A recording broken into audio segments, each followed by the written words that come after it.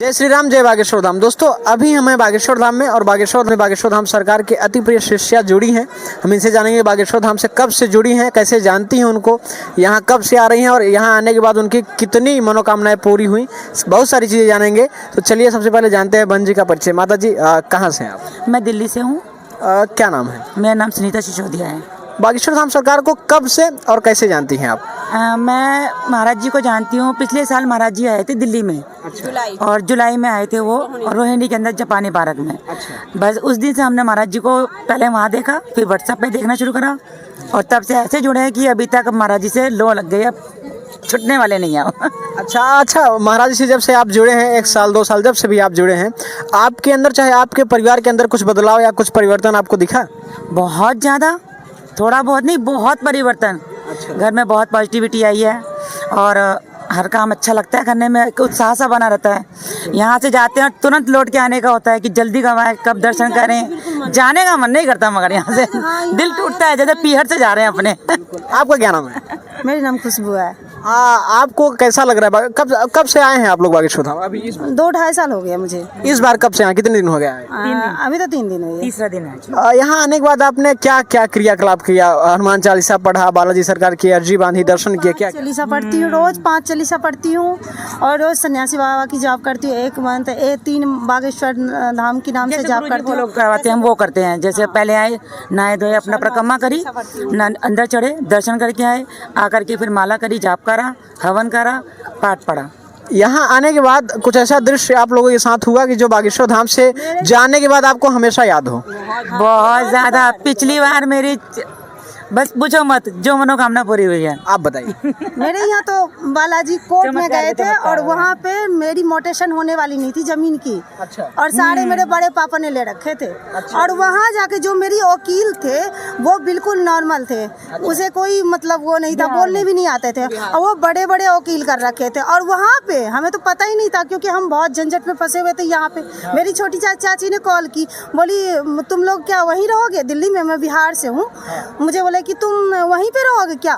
यहाँ के कुछ नहीं देखना, सारे अब तो ये जमीन उन्हीं के हाथ जाने वाले। मैं बोली दीदी आप, चाची आप ये जॉब करो, मैं यही जो कवन सुकाज कठिन जग माही, जो नहीं हो ही तात तुम पाही। उन्होंने जाप के, चाचा जाप के, और यहाँ मैं और मेरे हस्बैंड ने जाप के, और बालाजी वहाँ पे गए और साक्षात और बोल रहे थे। वो जो वकील में के मुंह से आवाज नहीं निकलती, वो बोलते थे कि जो मैं बजरंग बली हूँ, मैं बजरंग, आज तो मोटेशन हो के रहेगी। और हुआ उस दिन, और मैं यही हूँ, मेरी सारी काम वहाँ पे हो रही है और सारी मेरी जमीन ज्यादा सबकी अलग अलग एकदम फ्रेश हो रही है और सारी करवाएंगे। और बहुत किया, बहुत कृपा है उनकी।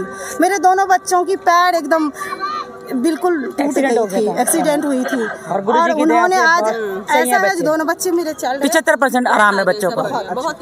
अच्छा, एक बड़ा छोटा सा और प्यारा सा सवाल आप सभी से करूंगा और सभी से चाहूंगा कि बड़ी ईमानदारी से आप लोग जवाब दीजिएगा। बागेश्वर धाम सरकार को कितना मानती है? मरते दम बहुत ज्यादा, अपनी जानों से भी ज्यादा। आप कितना की बात कहती हूँ, मैं कल की बात कहती हूँ।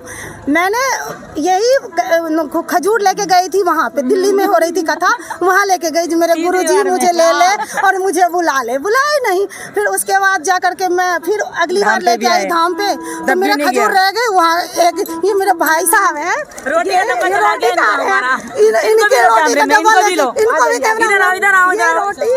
इनके लिए खाना लेके आए थे, वो खाने का डब्बा चला गया हमारे महाराज जी के पास, खजूर यहीं पे रह गए। वो खाना रह गए, इनके लिए लाए थे हम वो खाना। तीसरी बार में खजूर अब गए महाराज जी के पास। मैं खजूर लेके गई और यही बात कहती थी, बाबा मेरे खजूर कभी खा तो लो, सबको देखती हूँ खाते हुए, मेरा भी तो खा लो। तो उन्होंने बोल रहे थे दाल बड़े प्यार से। मैं बोले गुरुजी मेरे भी खजूर खा लो। उन्होंने खजूर भी लिए, खाए भी और झूठा खजूर मुंह में खा के मुझे भी हाथ में दे दी, मैंने वो सारा खा लिया। मुझे कहते हमने पूरी खाई, अमरूद की चटनी खाई, ये बोलते मेरा खजूर भी खाओ। हाँ बताइए हम खाएंगे, उन्होंने खाया।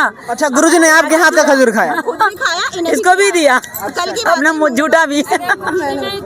इतना दया, इतनी कृपा, बहुत प्यारे हमारे गुरुजी। आप कितना मानते हैं बागेश्वर धाम? बहुत ज्यादा, मैं भी इनके साथ ही जुड़ी हूँ, 1.5 साल हो गया, 1.5 साल हो गया। और इनकी बहुत बड़ी पार्लर है और मैं कहती हूँ मेरी छोटी पार्लर है। ठीक है, और उसी कथा में बैठी मैं और उसी कथा में बैठी और ये बड़ी पार्लर वाली मुझे इतनी है, ये मेरे बगैर एक मिनट नहीं रह सकती।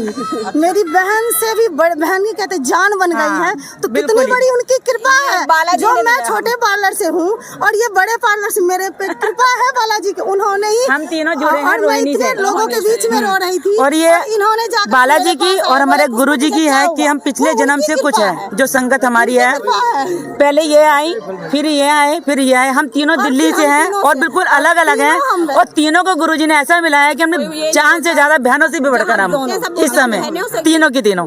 अच्छा, हमारे बागेश्वर धाम पूज्य गुरुदेव भगवान वो यूथ हैं और यूथ उनसे बहुत ज़्यादा कनेक्ट हो रहे हैं, जो हम जैसे लड़के हैं, नौजवान हैं।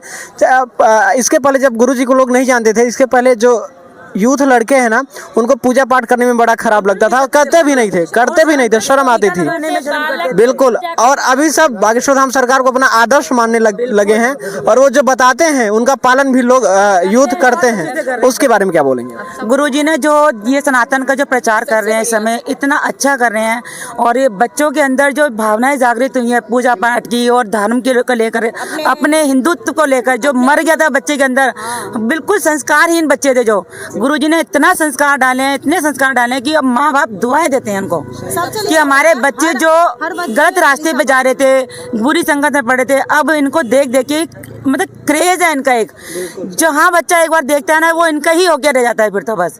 तो बच्चे जवान सारे सब गुरु से जुड़ रहे हैं, सनातन धर्म से जुड़ रहे हैं, बहुत अच्छा कार्य कर रहे हैं। हमारा हिंदू राष्ट्र बने, हमारे गुरुजी का सपना, गुरुजी का सपना पूरा हो, हिंदू राष्ट्र बने हमारा। हम भी ये चाहते हैं कि हिंदू राष्ट्र बने, गुरुजी की हमारी इच्छा पूरी हो, और जरूर हो, हमारी उम्र भी गुरुजी को लग जाए। बिल्कुल।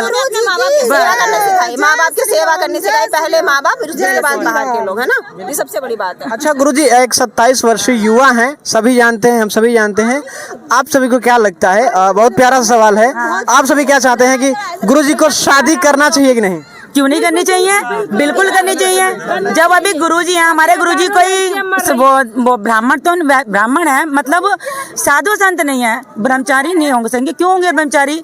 जब हमारे गुरुजी शादी करेंगे तभी तो कोई हमारे दूसरे धीरेन्द्र शास्त्री जी आएंगे, वो आगे की पीढ़ी के लिए भी तो चाहिए हमारे को। तो हम तो चाहेंगे गुरुजी शादी करें और हमारे दूसरे एक और छोटे गुरुजी आए गुरु माता के साथ। बिल्कुल हो, जरूर हो। हम तो दुआ चाहते थे अगले साल हमारी गुरु माता भी आ जाए। हम तो अर्जी लगाते हैं कि मेरे गुरुजी का शादी हो जाए। हाँ देखिए, हम तो दिल से दुआ मानते हैं हमारे गुरुजी की शादी हो जाए। और किसी को कुछ बोलना है? आपको कैसे बागेश्वर धाम सरकार को आप कितना मानती हैं? मैं 100% से 200% मानती हूँ। अच्छा, यूथ उनसे बहुत ज्यादा कनेक्ट हो रहे हैं, तो इसके बारे में आप क्या बोलेंगे?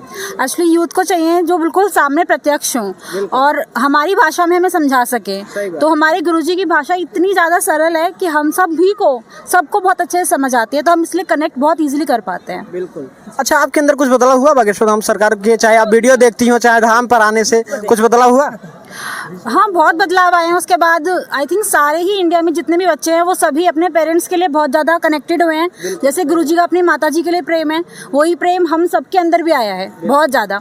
और सबसे बड़े वो भी कहते हैं कि हमारे माता पिता ही हमारे ईश्वर हैं, तो वो बहुत अच्छी चीज़ सिखाई है उन्होंने। अच्छा, गुरुजी का एक मोटिव है, उनका उद्देश्य है, खुला उद्देश्य, किसी से छिपा नहीं है। वो हर कथाओं में बोलते हैं, सीना ठोक कर बोलते हैं कि भारत को हिंदू, हालांकि भारत हिंदू राष्ट्र है, बस घोषित होना है। तो आप क्या चाहती हैं? भारत हिंदू राष्ट्र घोषित होना चाहिए? बिल्कुल, मैं भी यही चाहती हूँ, होना चाहिए। हिंदू राष्ट्र बनेगा। टॉपिक वो महावीर जी है, साक्षात एक मिनट सुनिए, वो महावीर जी है, सुनिए हिंदू राष्ट्र नहीं बनाएंगे तो धिक्कार है हम पर। 2 मिनट के लिए मेरा बात सुन लीजिए बहना भैया, सुनिए। वो महावीर जी है, मानव के रूप में साक्षात जन्म लिए हैं।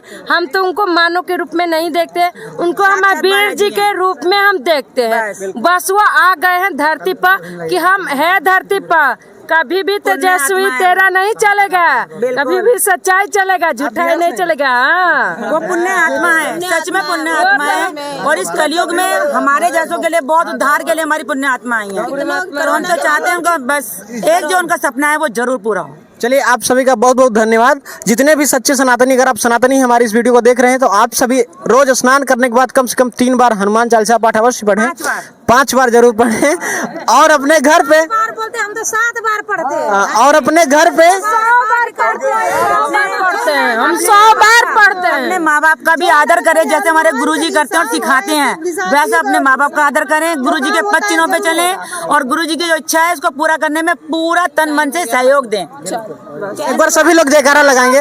सन्यासी बाबा